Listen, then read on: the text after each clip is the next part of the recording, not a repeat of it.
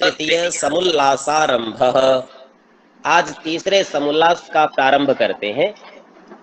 अथ आचार्य अध्ययन जी। आचार्य जी, हेलो। हाँ कहिए आचार्य जी, किसी जी। ने वो एक क्वेश्चन पूछा है लिख के और डाल रखा है उसने यज्ञोपवीत के बारे में। उसकी शंका है, वो प्रशांत है जो नहीं, जो उसने वो लिखा है, वो दिखा नहीं बैठे मुझे, अपना समूह में लिख रखा है वो।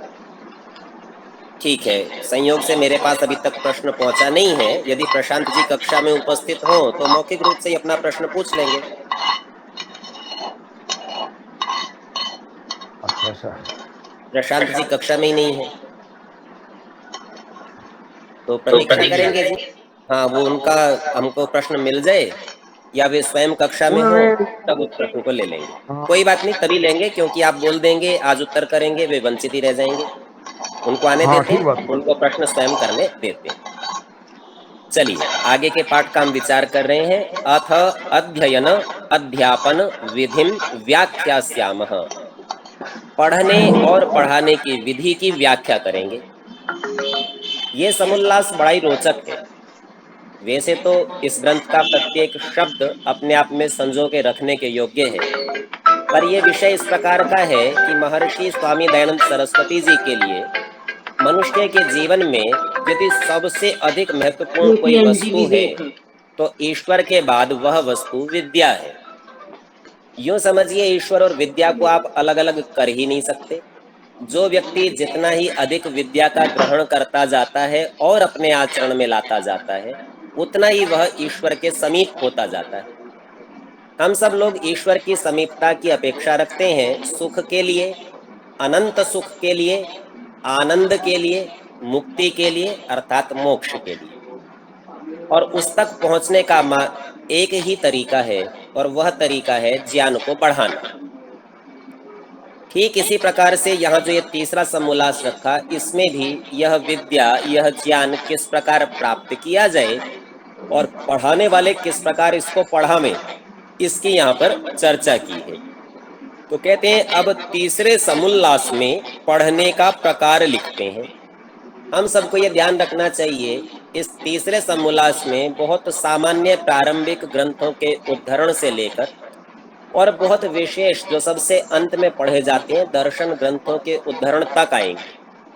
इसीलिए मन और मस्तिष्क को बहुत अच्छे से खुल के यदि हम एकाग्रता से इसका विचार करेंगे तो यूं समझिए यात्रा में चल नहीं रहे होंगे, दौड़ने लगेंगे। इसीलिए बड़ी तत्परता से इन वाक्यों को समझिएगा, प्रत्येक शब्द को, प्रत्येक सूत्र को, वाक्य को ग्रहण करने का प्रयत्न कीजिएगा। सरल है, कठिन नहीं है, बस खुले मस्तिष्क से विचार करना है। सर्वप्रथम स्वामी जी लिखते हैं, संतानों को उत्तम विद्या, शिक्षा, गुण, कर्म और स्वभाव रूप आभूषणों का धारण कराना माता पिता, आचार्य और संबंधियों का मुख्य कर्म है। तो ध्यान दीजिए, आभूषण बताया है उत्तम विद्या को, शिक्षा को, गुण को, कर्म को और स्वभाव को, ये आभूषण है। इसके पश्चात और स्पष्टीकरण करते हैं, सोने, चांदी, माणिक, मोती, मूंगा आदि रत्नों से युक्त आभूषणों के धारण कराने से मनुष्य का आत्मा सुभूषित कभी नहीं हो सकता।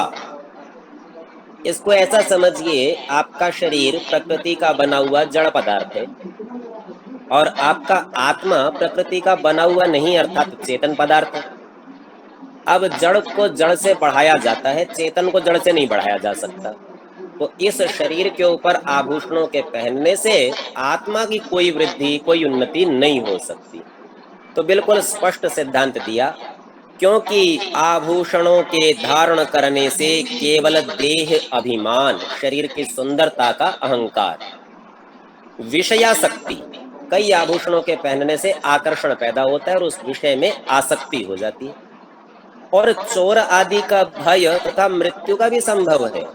गले में बहुत सुंदर आपने हार पहना हो और अब कोई चुराना चाहे, खींचे, गला ही काट दे आपका, तो मृत्यु का भी संभव है। संसार में देखने में आता है कि आभूषणों के योग से बालक आदिकों का मृत्यु दुष्टों के हाथ से होता है। तो इसको ध्यान में रखकर समझना चाहिए कि बालकों को, विशेष करके विद्या का ग्रहण करने वालों को, आभूषणों का ग्रहण न करना चाहिए, अथवा आभूषण हो तो ऐसे हो जो चोरों के किसी काम के नहीं। इसके संबंध में स्वामी जी महाराज उपदेश मंजरी में संस्कारों की चर्चा करते हुए 7वें उपदेश में कहते हैं, बोले प्राचीन समय में विद्यार्थियों को भिन्न भिन्न प्रकार के यज्ञोपवीत पहनाए जाते थे और ये यज्ञोपवीत विद्या के आभूषण थे। जैसी जैसी विद्या का संपादन वैसे वैसे स्वरूप का, रंग का, प्रकार का यज्ञोपवीत उसको पहना दिया जाता था। और यदि कहीं आचरण में दोष हुआ तो उनसे वो यज्ञोपवीत छीने भी जाते थे। आज की बात ही नहीं कि आपने 10वीं कक्षा उत्तीर्ण कर ली, प्रमाण पत्र मिल गया और 10वीं की सब पढ़ाई को आप भूल चुके हैं तो भी 10वीं पास तो कहलाते हैं, ये नहीं था। वहां यदि आपके आचरण में वो विद्या नहीं आ रही तो आपसे वो प्रमाण पत्र यज्ञोपवीत रूपी छीन लिया जाता था और ऐसा करने से बड़ा अपमान होता था।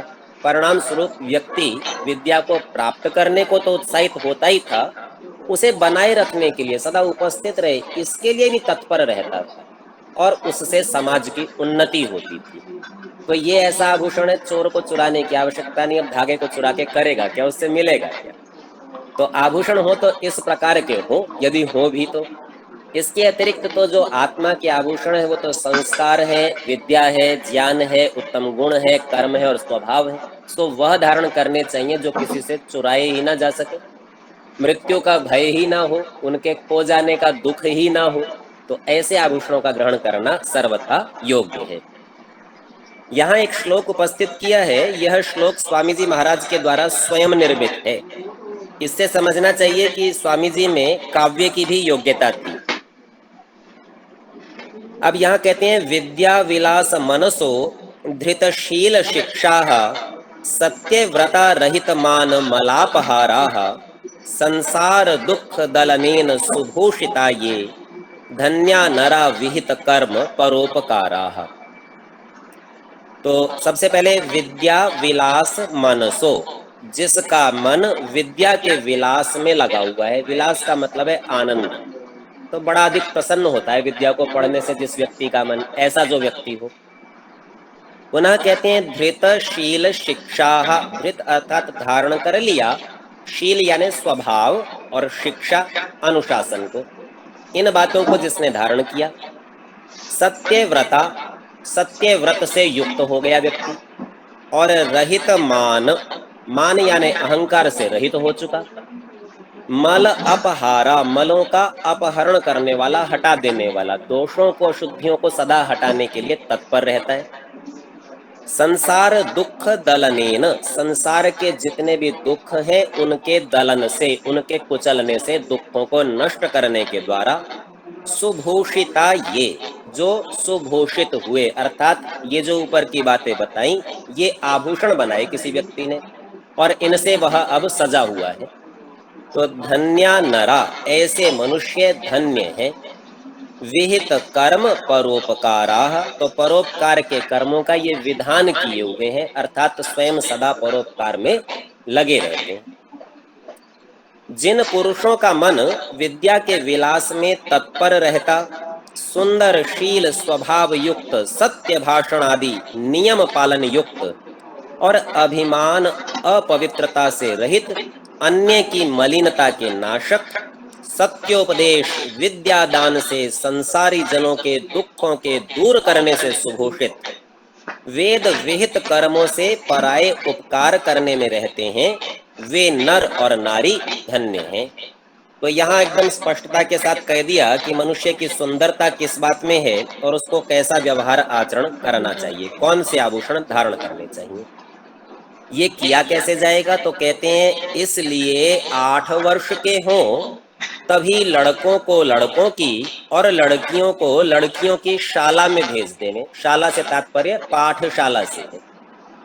कभी कभी ऐसा होता है कि पूरे शब्द के स्थान पर एक पद का प्रयोग कर दिया जाता है और वो एक अंश या एक पद ही पद समूह का बोध करा देता है।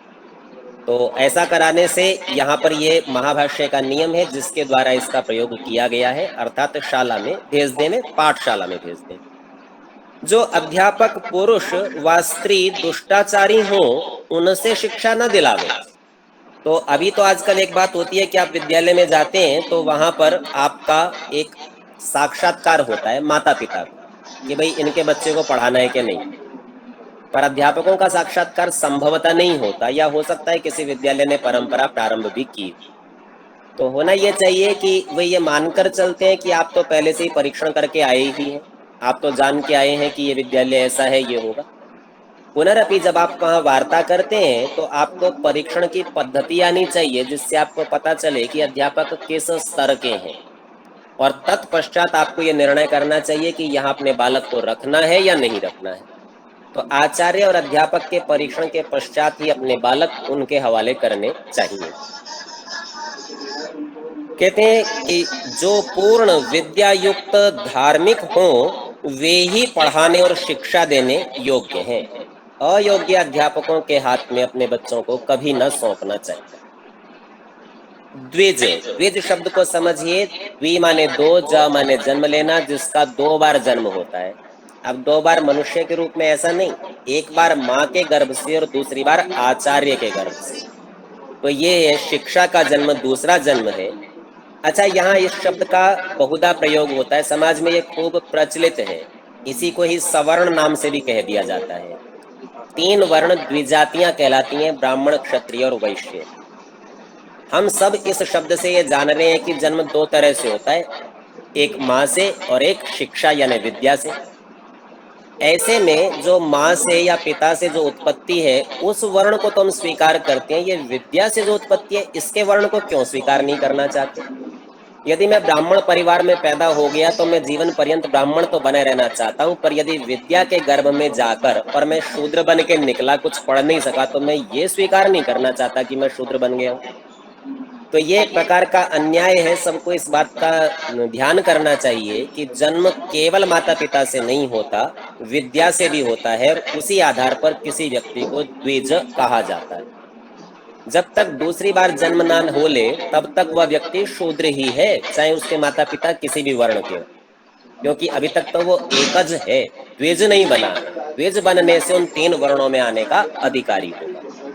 तो कहते हैं द्विज अपने घर में लड़कों का यज्ञोपवीत और कन्याओं का भी यथा योग्य संस्कार करके यथोक्त आचार्य कुल अर्थात अपनी अपनी पाठशाला में भेज दे।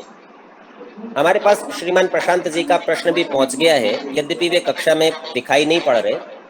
पुनरपि इन वाक्यों को समझ लीजिए। यहाँ कहा है कि लड़कों का यज्ञोपवीत और कन्याओं का भी यथा योग्य।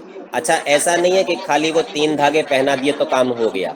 शब्द लिखा है यथा योग्य संस्कार करके, पूरी विधि करके, यथोक्त जैसा कहा गया आचार्य कुल अर्थात अपनी अपनी पाठशाला में भेज दें।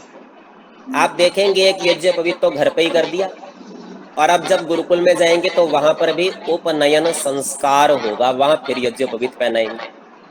तो यूं समझिए, घर से माता पिता ने जो 8 वर्ष के बालक को भेजा है उसका परीक्षण किया और ये जाना कि ये किस योग्य हुआ, अर्थात ये ब्राह्मण बन जाएगा या नहीं, क्षत्रिय बन जाएगा या नहीं, वैश्य बन सकेगा या नहीं, ऐसा विचार करके उसको यज्ञोपवीत पहनाकर भेजा है।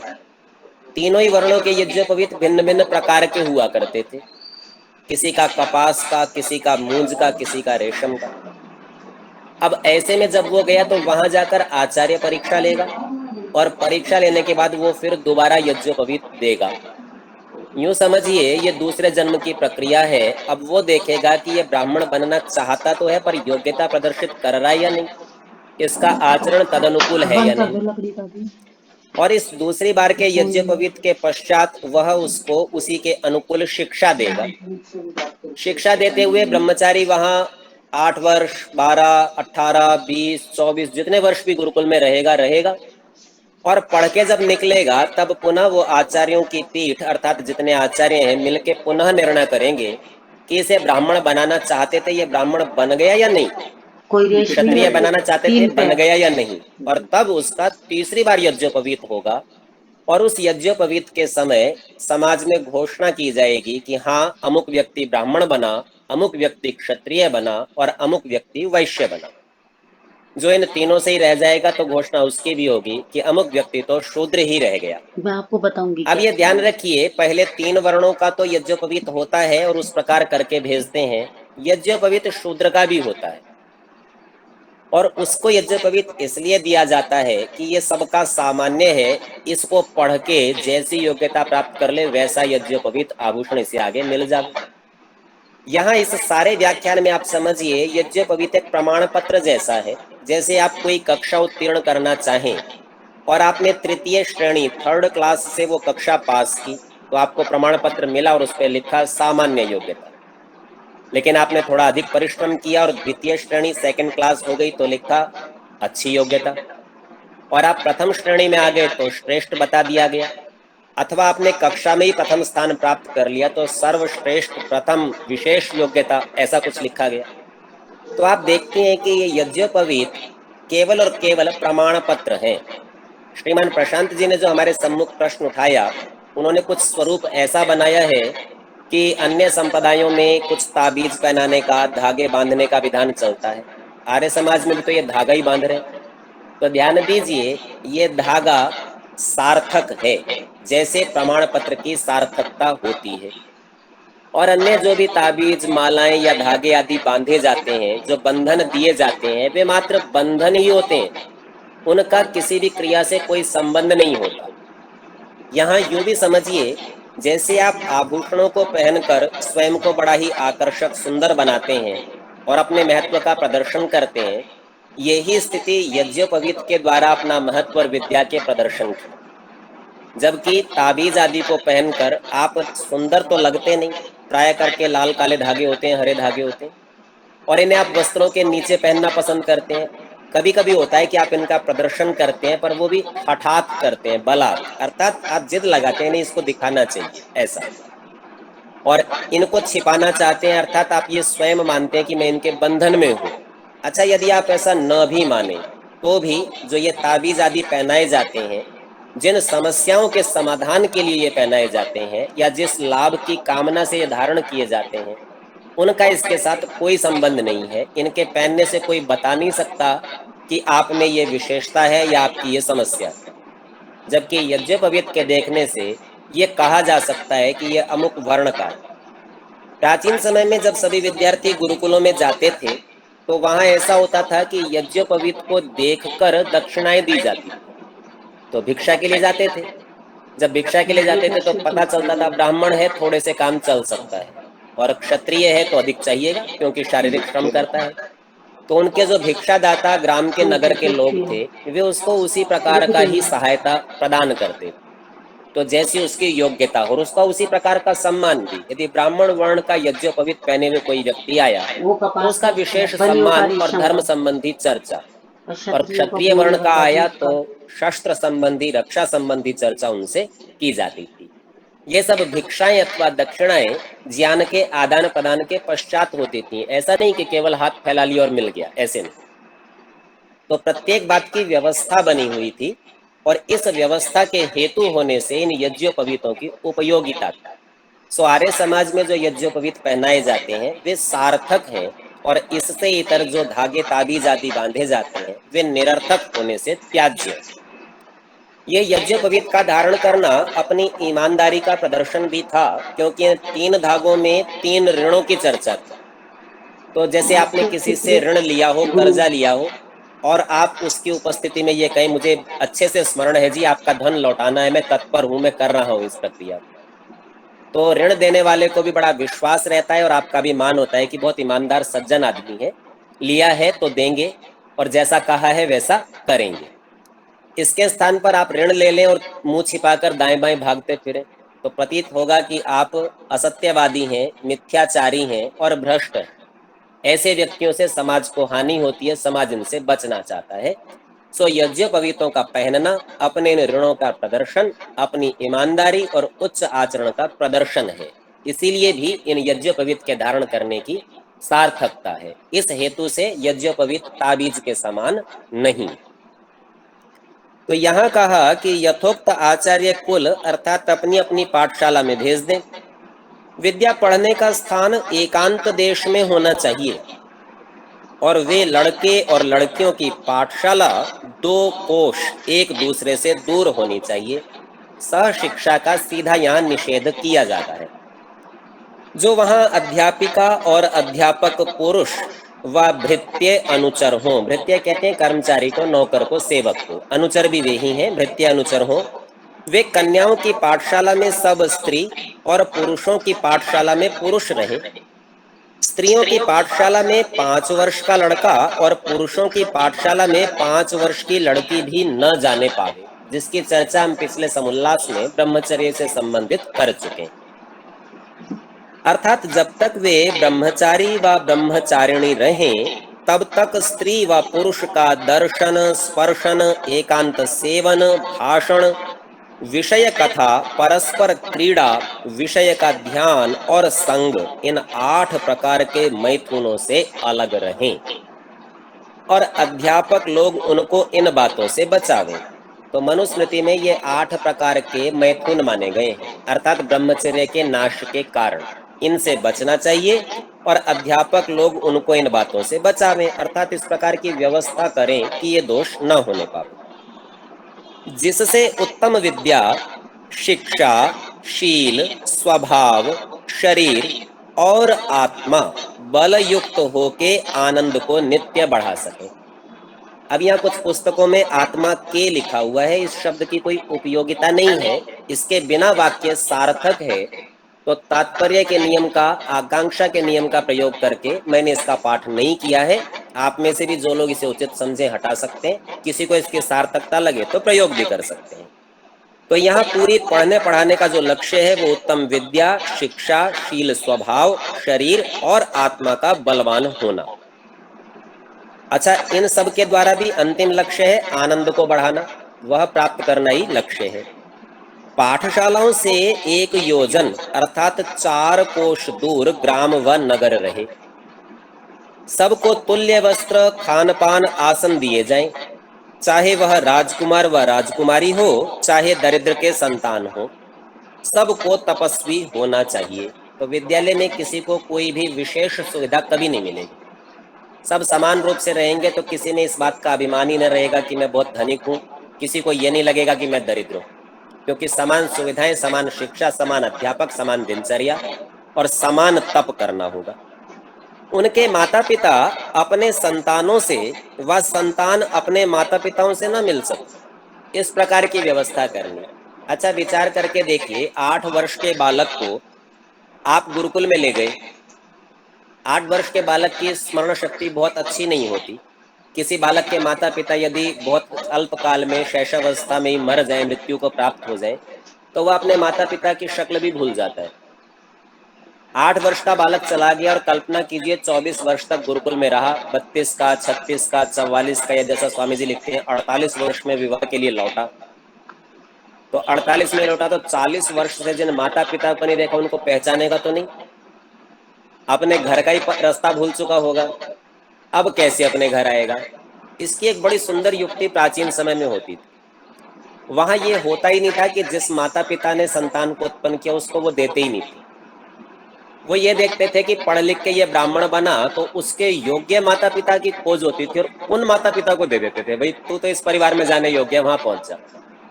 इसी प्रकार क्षत्रियों का, इसी प्रकार वैश्यों का, और शूद्र तो उनके साथ ही रहते हैं, इसलिए उनको तो किसी को भी देने की आवश्यकता है ही नहीं। तो इस प्रकार से जो जिस वर्ण की योग्यता प्राप्त करता था वह उस घर में भेज दिया जाता था। अब लड़ाई झगड़े की तो कोई चर्चा ही नहीं है और जन्मना वर्ण व्यवस्था का कोई अवसर ही नहीं है, क्योंकि जिसने पैदा किया उसे उसका मिला नहीं। अब मान लीजिए ब्राह्मण परिवार ने किसी बच्चे को पैदा किया और वो बन गया क्षत्रिय, तो वो तो किसी और परिवार में गया, और किसी और वर्ण में पैदा हुआ ब्राह्मण इनको मिल जाएगा। तो संतान तो सबको मिल जाएगी, वंश तो सबके चलेंगे, पर सबके वंश विद्या से चलेंगे, जन्म से नहीं चलेंगे। परिणाम स्वरूप लोग बाग आपत्ति करते हैं, उनमें स्नेह कैसे होगा, एक दूसरे को चाहेंगे नहीं क्योंकि ये मेरा परिवार था नहीं, वो नहीं। तो ध्यान रखिए, एक ही परिवार में पैदा हुए व्यक्ति भी परस्पर एक दूसरे से ईर्ष्या, द्वेष, लड़ाई झगड़ा और मुकदमे तक करते हैं, जबकि भिन्न परिवारों से आने वालों में ये संभावनाएं न्यूनतम होंगी। क्यों? क्योंकि उनके ज्ञान के आधार पर उनको वहां रखा गया है। जब सोच ही एक जैसी होगी तो झगड़ेंगे कैसे। इसीलिए ये सारे जो संसार के झगड़े हैं ये भी मिट जाएंगे। अच्छा सोचिए, घरेलू झगड़े नहीं रहे तो अब सबके पास केवल उन्नति करने का ये कार्य बचा है और सब खुलकर आसानी से सहजता से उन्नति कर सकेंगे। तो व्यवस्था बड़ी योग्य व्यवस्था थी। यदि वही लौट आए तो निश्चित रूप से वो जो हम एक कल्पना करते हैं ना राम राज्य की, वह स्थिति बनेगी। तो यहाँ कहते हैं कि उनके माता पिता अपने संतानों से आचार्य जी, जी अगर ऐसा होता है कि जन्मना माता पिता अलग हो जाएंगे तो जो धन दौलत और विरासत होती है उसका तो बहुत झगड़ा हो जाएगा।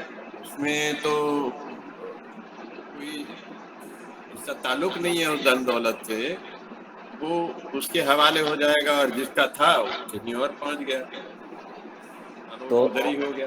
हाँ, इसमें कोई झगड़ा नहीं होगा। आप ये ध्यान रखिए, ब्राह्मण का बच्चा यदि शूद्र बना और शूद्र परिवार में दिया गया, और पहले से हम मान लेते हैं कि ब्राह्मण तो बहुत धनी था और शूद्र बहुत दरिद्र था, ये भी मान लेते हैं।